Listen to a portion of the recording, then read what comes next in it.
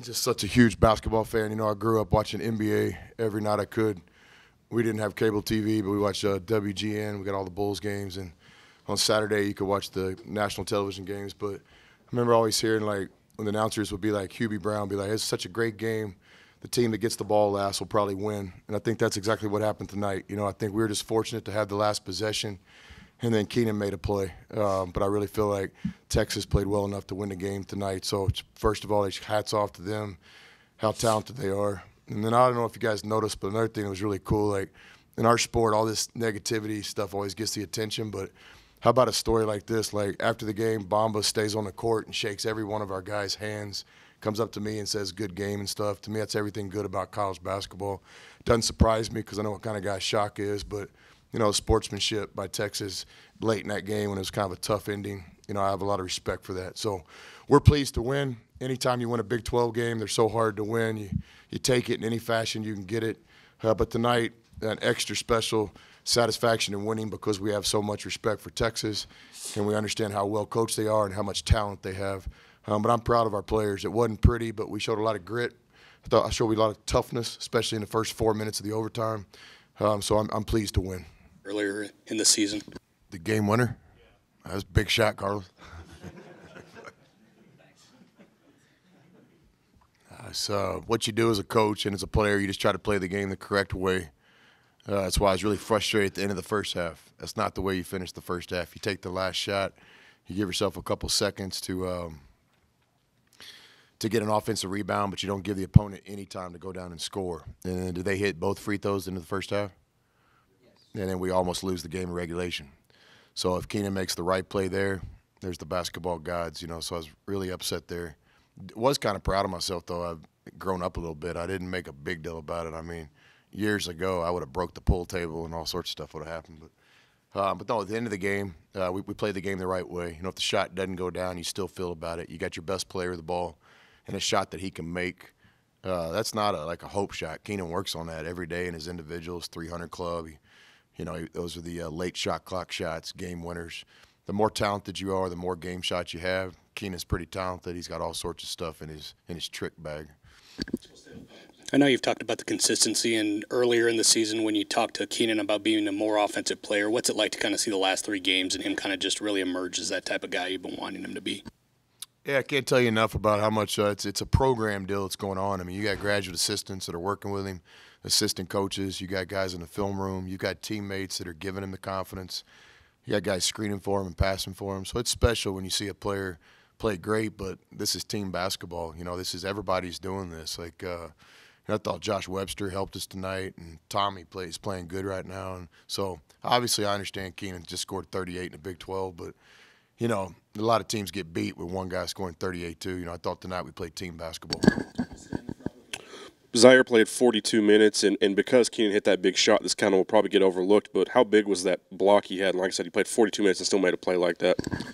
Yeah, big-time play. Not just his athleticism, but his heart, his will, his toughness, his conditioning. That's a play in our program that we call the Tuttle. One of the best coaches I've ever worked with, George Tuttle, really thought that you could win games by, when something bad happens, responding. So whether it be you turn the ball over, get back and make a play. The other team blocks a shot, get back and make a play. The refs miss a call, get back and make a play. We call that a Tuttle, and that's one of the best I've ever seen. You know, obviously LeBron, I think in last year's finals, blocks that ball against the backboard, and Justin Gray had a big time when last year we had a great offensive Tuttle by Keenan against West Virginia with the putback, but that was a special one. We'll hopefully somebody took a picture of that in Norwell, and we'll put that up in the office. You know, also wanted to just recognize our crowd again. You know, second year of building the program. This is the plan. This is why we came to Lubbock to do this, and we just feel like we could have one of the best crowds in college basketball, and tonight we did. You know, we've played and coached all over. There's not a better home court than we had tonight. The people came, they responded. Season ticket holders, students were awesome. They were energetic. And, you know, when things were pretty bleak there, I didn't see anybody leave. Was anybody leaving? Yeah, no reason to leave. Whataburger's open 24 hours, but. And no, great crowd. Thank you, students. Thank you, season ticket holders. Thank you for people that spending your hard-earned money to come to games. Thank you for being patient with the parking. Thank you for being patient and waiting in line to get a cold beer upstairs. We appreciate you. Our crowd's everything to us. Thank you. Tommy hit those 2 big threes there early. How big was that to kind of pull Bomb out, and how good of a job do you think you guys did of trying to pull him out of the paint tonight? Yeah, Tommy's playing great. You know, when a big guy can shoot, we had some great ones here, right? Daryl Dora, Robert Tomaszak, Devon Giles. Anytime you can have a big guy that stretches the floor, you know, even the shots, if a guy like that can just make 1 out of 3, 2 out of 5, 2 out of 6, it just means the world because the defense has to respect it. If you don't make that shot, then Bamba just sits there in the lane, and we all know what he can do in the lane. So, you know, I like the way Tommy's playing right now. He's engaged. Look, the mistake he made late with the shot clock, that's not just Tommy. Our bench is sitting right there. You know, that's me. I should have yelled at him, his teammates. That's just a mistake. Everybody makes mistakes. I've made about 9 of them today. But I liked how Tommy responded. Stone face, was on a great teammate on the bench, went back in and helped us win the game. Coach, whenever you were talking about Tommy there, whenever you look at the last game with Norris and Tommy only getting 4 rebounds, this game with 8, when you talk about playing someone like Mo Bamba, how big was that really to the game? Obviously, Keenan was huge, but whenever you have your big guys really playing well down low, what does that do for the team? Well, the last 2 games, they played great. You know, by committee, Malik, Tommy, and Norris helped us win the South Carolina game against a really good all-SEC player, Silva.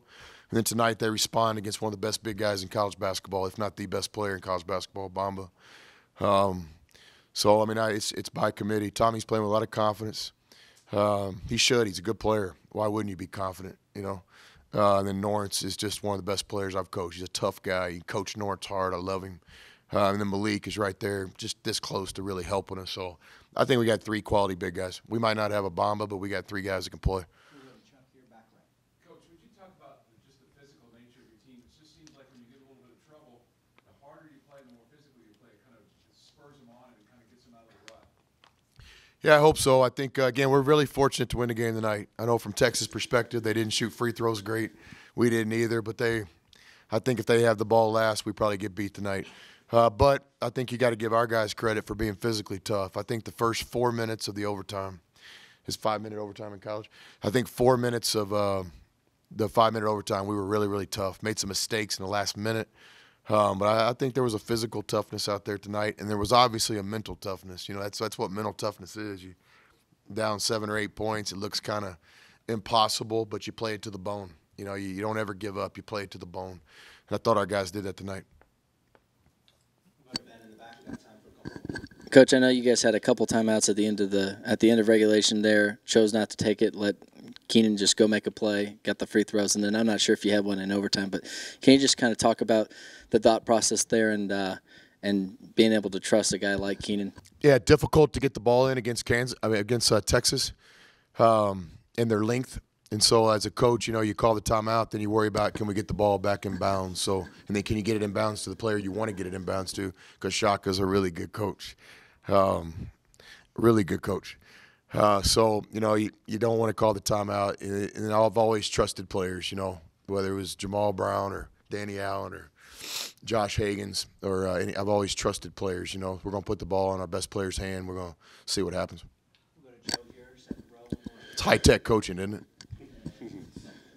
Coach, I know you like offensive balance in terms of scoring, and that's kind of been your modus operandi for most of the year. But these last couple of games, it's been mainly Keenan. How comfortable are you with him, you know, being responsible for 35, 40% of your points? Yeah, it's not our plan. I told Keenan today, you know, he's got to be great the rest of the season, but you can be great by having 10 points, 10 assists, and 12 rebounds. It doesn't have to be scoring. But what you do is you take what the defense gives you. You take what the game gave you. Tonight he was aggressive. He didn't shoot the ball that many times.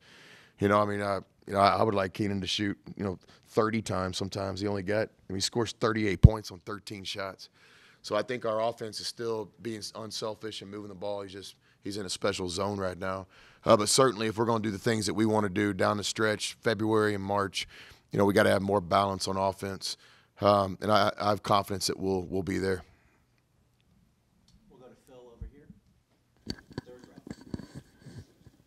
Keenan 18 and 20 from the line. The rest of the team 6 of 17. Something you got to work on, I guess. But you still got to be happy with what he is doing, and I think he is the MVP. Yeah, I'm Keenan's free throw coach, and Chris Ogden works with the rest of the team. So We'll have to analyze. No, free throws. It's I've told you before. We've won games with them. We've lost. It's a process. You don't step up there in those moments and say, man, I got to make this free throw. It's what are you doing in the summers?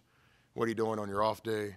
What are you doing after practice? Are you disciplined? And our guys have a lot of confidence in our free throws. From time to time, there's a tactical deal, and we got some guys that can coach on our staff. We'll figure it out, but I have a lot of confidence in our free throw shot.